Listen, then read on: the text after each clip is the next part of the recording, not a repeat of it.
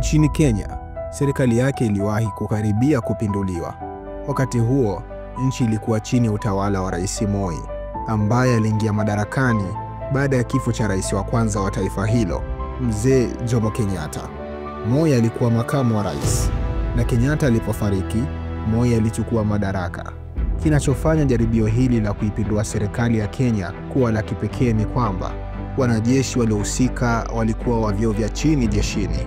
Hawakuwa na silaha za kutosha za kupambana, lakini kiongozi wao alijigamba kwamba waliweza kuingia madarakani nchini humo ndani ya masaa 6. Sasa nitakupa kisa kilichotokea wakati huo na jaribio la mapinduzi nchini Kenya.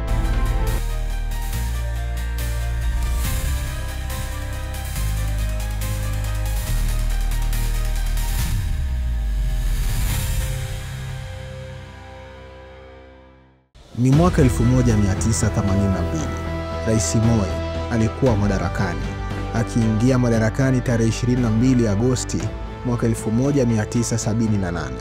Alipoingia madarakani, Moi aliapa kupambana na swala la ufisadi nchini Kenya. Hata hivyo, baada ya muda, Wakenya hawakuona matokeo yoyote katika mapambano yake dhidi ya rushwa na ufisadi. Wengi walieleza kuwa wakati huo wa utawala wa Moi, ufisadi ndio ulikithiri sana nchini. Ikumbukwe pia wakati huo, idadi kubwa ya watu ilikuwa ikiongezeka kwa kasi. Ukosefu wa ajira, ukabila na uhalifu vilikithiri sana chini ya utawala wa Moi. Na baadhi ya wanafunzi na wahadhiri wakaanza kuikashifu serikali, wakizungumzia swala la uongozi mbaya nchini. Rais Moi aliingiwa na wasiwasi na kuogopa kusambaa kwa maneno hayo. Ingawa hayo yote niliyozungumzia yalikuwa tu baadhi ya mambo ambayo yaliwaathiri wa Kenya chini kwa chini.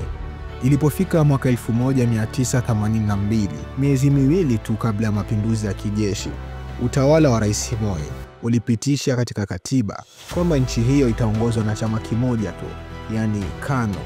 Hivyo, Kenya ingekuwa chini ya mfumo wa chama kimoja tu. Jambo hilo liliwakatisha tamaa wa Kenya wengi na kuwapa wananchi sauti ya kupinga serikali.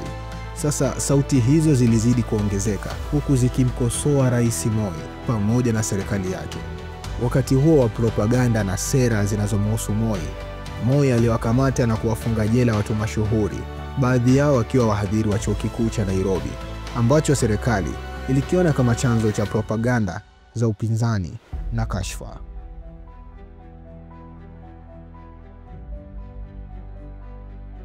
Huku mambo yote hayo yakiendelea uraiani, jeshini mambo yalikuwa tofauti. Hezekia Rabala Ochuka, koplo mkuu katika jeshi la anga la Kenya, yani Kenya Air Force, hakuwa akipendezwa na utawala wa Moi na alikuwa na azma ya kuipindua serikali ya Moi. Ochuka, ambaye cheo chake jeshini kilikuwa cha chini sana, ndiye aliyekuwa kiongozi na mpangaji wa mipango ya mapinduzi ya kijeshi mwaka 1982.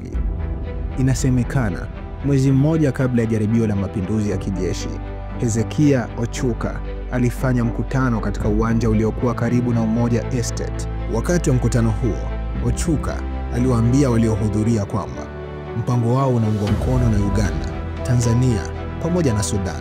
Alisema nchi hizo zitatuma majeshi yao kuingia Kenya ili kuwasaidia kupambana na upinzani wowote.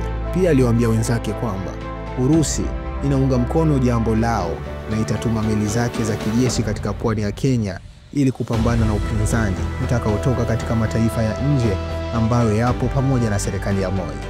Sasa baadhi ya watu wanaamini maneno na ahadi za Ochuka zilikuwa ni za uongo mtupu na alifanya hivyo ili kuwatia moyo wenzake.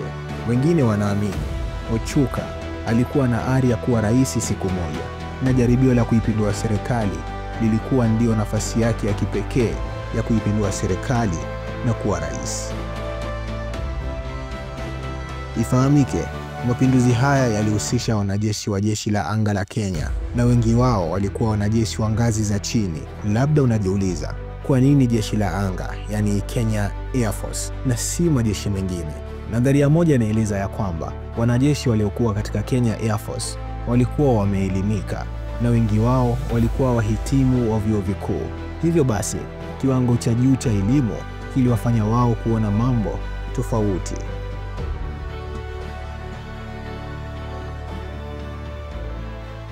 Inasemekana kuwa idara ya ujasusi wa kijeshi ya Kenya na tawi maalum zilifahamu kuhusu mpango huo wa kuipindua serikali.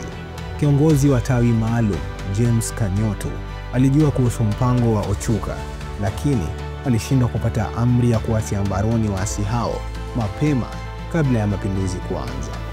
Tarehe 11 Agosti mwaka 1982, mapinduzi ya kijeshi dhidi ya serikali ya Moi yalianza rasmi. Saa 10 alfajiri, vikosi vya mapinduzi vilikuwa vimeshambulia na kuteka kambi ya ndege ya Embakasi. Ilipokaribia asubuhi, jiji kuu la Nairobi lilisikia milio ya risasi na taharuki zikaanza kuenea mjini. Ilipofika saa 12 asubuhi, sauti ya Leonard Mambo Mbotela ilisikika ikitangaza kuhusu mapinduzi ya kijeshi yaliyoongozwa na Hezekiah Ochuka. Mbotela alichukuliwa na waasi hao kutoka nyumbani kwake na kupelekwa studioni ili kutangaza habari hizo za kupinduliwa kwa serikali ya Kenya.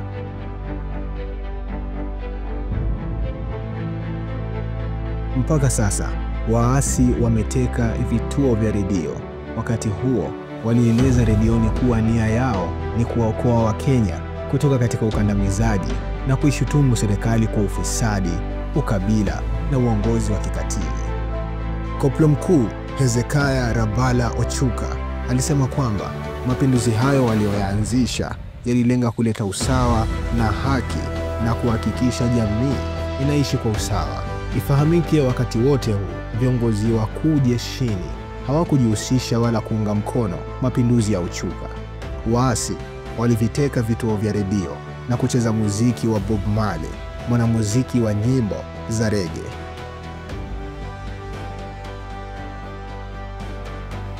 Mpaka sasa, ifahamike, tayari mapinduzi yanaendelea, lakini vikosi vya waasi vya Ochuka havikuwa na majeshi na silaha za kutosha kupambana na serikali iliyokuwa madarakani.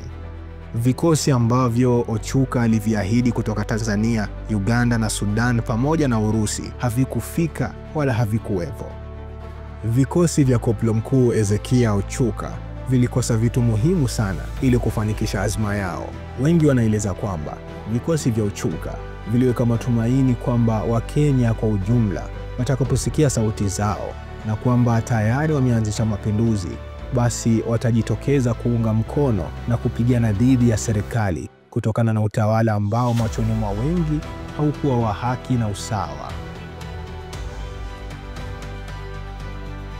Kinyume na matarajio, wananchi hawakutokea. Serikali ilieneza majeshi yake mitaani, hasa Nairobi, ili kupambana na halaiki ya watu ambayo ingesubutu kuleta vurugu na kutaka kuipindua serikali. Ikumbukwe, wakati huo uchumi ulikuwa duni kutokana na soko la kimataifa kujitoa katika biashara ya majani chai pamoja na kahawa. Vurugu zilionekana Nairobi. Watu wakaanza kuvunja maduka na kuiba. Wengine waliiba magari, wengine vyombo vya umeme. Yaani hali ilikuwa mwenye nguvu na ujasiri ajichukulie tu. Uharibifu wa mali ya umma katika jiji la Nairobi uliwatia hasara wafanyabiashara ya zaidi ya dola milioni 50. Na kumbuka, hiyo ilikuwa Nairobi pekee. Saa 4 asubuhi, masaa 6 tangu vikosi vya waasi vya Ochuka kuanzisha jaribio lao la kuipindua serikali ya Mzee Moi. Serikali ikaanzisha operesheni yake ya kupambana na waasi. Misheni hiyo iliongozwa na Brigedia Jenerali Mahmoud Mohamed. Jenerali Mahmoud aliongoza misheni hiyo na kushirikiana na vikosi vingine pamoja na polisi wa kawaida. Walifanikiwa kuchukua tena usukani wa nchi kutoka kwa waasi wa Ochuka. Wakati wa misheni iliongozwa na Mahmoud Mohamed, vita vilizuka katikati ya jiji la Nairobi baina ya jeshi na waasi. Watu wengi waliuawa katika mapambano hayo, wakiwemo wanafunzi wa vyuo vikuu ambao walilazimishwa na waasi kuandamana kwa niaba yao. Baada ya Ochuka na wenzake ikiwemo Sergeant Okumu kuona kwamba jeshi limefanikiwa kurudisha udhibiti wa madaraka ya nchi hiyo, waliamua kutoroka nchini. Walipata ndege iliyokuwa tayari kuwatorosha na hawakujua wakikimbilia wapi. Mwishowe wakakimbilia nchini jirani, Tanzania. Walipotua tu Dar es Salaam, wote walishikwa na kuhojiwa na polisi wa nchi hiyo. serikali ya Kenya ikapata habari kwamba Okumu na wenzake wamekamatwa huko Tanzania.